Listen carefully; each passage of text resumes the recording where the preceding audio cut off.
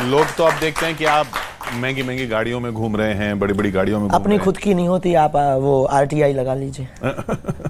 लोग आते हैं, आप आए, आपने ये कुर्सी बैठा दी, अब जो देखने वाले हैं वो यही समझेंगे बाबा जी देखो क्या VIP कुर्सी पर है।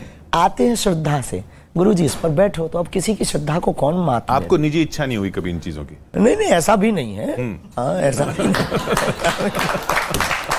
ऐसा भी नहीं है कि निजी इच्छा नहीं हुई। आ जाए तो कौन छोड़े साहब।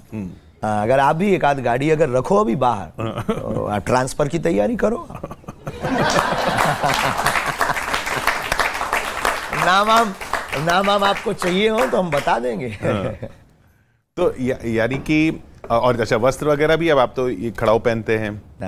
वस्त्र हमारे सादा रहे, कोई कभी कभी विचित्र वस्त्र ले आता है, पहन लेते हैं। वस्त्रों का हमारा कोई शौक, जो मिल गया वही। कई बार तो हम कंबल पहन लेते हैं। अच्छा, वस्त्रों का कोई शौक नहीं, जो जिसने दे दिया। ये जो जीन्स टी शर्ट वगैरह ये, अरे साहब छोड़ो, क्यों? ये पाश्चात्य संस्कृति की ओर ले जाता है। हमें सनातनीय संस्कृति का प्रचार करना है और हमारा सपना भी है। और हमें लगता है कि आप जीन्स पैंट टी शर्ट में 1 लाख लोगों को खड़ा कर दीजिए, एक धोती कुर्ता में खड़ा कर दीजिए, तुम्हारे 1 लाख की जींस को कोई नहीं देखेगा, 40 रुपया की धोती पर सबकी नजर रहेगी। आजकल तो अच्छा है कि ये मुद्दा भी चल रहा है कि कुछ मंदिरों में कहा जा रहा है कि नहीं, आप वस्त्र जो हैं इस तरह के ना पहन के आइए। भारतीय वेशभूषा होनी चाहिए मंदिरों में, ये तो होना ही चाहिए भाई। आप स्कूल की शिक्षा के लिए ड्रेस कोड लागू है। स्कूल में आपको जाना है तो ड्रेस पहनना अनिवार्य है। आपके स्टूडियो में आने के लिए प्रोटोकॉल लागू है कि आपको कैमरा के सामने माइक लगाना पड़ेगा और फिर उसके बाद आपको बैठना पड़ेगा। तो मंदिरों में परमात्मा के सामने स्वच्छ पवित्र वस्त्र, जो हमारी भारतीय संस्कृति, जिन वस्त्रों की सुरक्षा और रक्षा के लिए हमारे पूर्वजों ने अपने प्राण तक त्याग दिए, उनको पहनने में शर्म कैसी? नहीं, अगर शर्म ना होगी, लेकिन पैंट शर्ट में कोई जा रहा है तो जा रहा तो बुराई नहीं, कोशिश करनी चाहिए। क्योंकि कुछ कथावाचक की और वो सब भी वो कहने लगे कि इससे तो लोग भगवान से दूर हो जाएंगे, अगर इतने सारे नियम कायदे लग जाएंगे भगवान के घर में। सब जगह नहीं है, पर कोई मंदिर का ऐसे प्रोटोकॉल्स होते हैं, नियम होते हैं। भाई अगर आपको वहां साधना करनी, अगर आपको अनुष्ठान करना है तो आपको पहन के जाए, बाकी तो ठीक है, कोशिश कीजिए। कोशिश नहीं हो पाती है तो बात अलग है, मजबूरी का नाम ठीक ही है। ये बताइए, आपने कहा ये पैसा अपने लिए नहीं चाहिए, वो नहीं चाहिए, लेकिन अब हम सुन रहे हैं कि कुछ लोग फोन कर रहे हैं आपके नाम पे, आपसे बात करा देंगे, 1100 रुपए दीजिए आपसे बात करा देंगे, ये सब चल रहा है। वो पैसा कहाँ जाता है? ये दुर्भाग्य है हमारे जीवन का कि हमारे नाम से बहुत ज्यादा फ्रॉडगिरी की जाती है। ये फ्रॉड है बहुत बड़ा। आपकी तरफ से कोई फोन नहीं जाता? हमारे धाम से तो कोई फोन जाता नहीं, हम लोग उठा ही नहीं पाते हैं, जाना तो दूर की बात है। और धाम की प्रत्येक व्यवस्था, धाम पर अन्नपूर्णा निःशुल्क है, दरबार निःशुल्क है, हमसे मिलना निःशुल्क है, कथाओं में बैठना निःशुल्क है। लेकिन हमको वर्तमान में सबसे ज्यादा अगर आघात पहुंच रहा है हृदय को, तो इसी बात से कि हमारे साथ फोटो खिंचवा कर और अपने आप को सेवादार बता करके बहुत से पकड़े गए, जेल भिजवाए गए। लगभग 20 से 25 लोगों पर FIR की लिस्ट है हमारे वहाँ, जिन्होंने फ्रॉडगिरी की।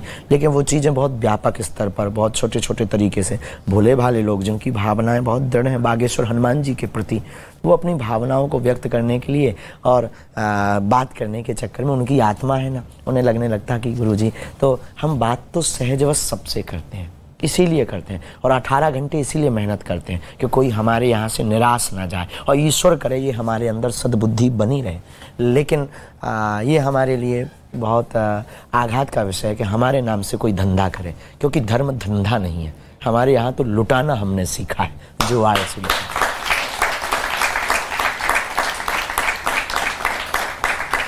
ये आपने अच्छी बात कही कि धर्म धंधा नहीं है, ये भी जाना चाहिए लोगों में। लेकिन जैसे आप अपनी प्रवचन में भी कहते हैं कि हनुमान जी जो हैं उनसे बड़ा मैनेजमेंट गुरु कोई नहीं। हमें तो आप भी अच्छे मैनेजमेंट गुरु लगते हैं, मार्केटिंग गुरु तो लगते ही हैं, आपकी मार्केटिंग बहुत बढ़िया हुई है।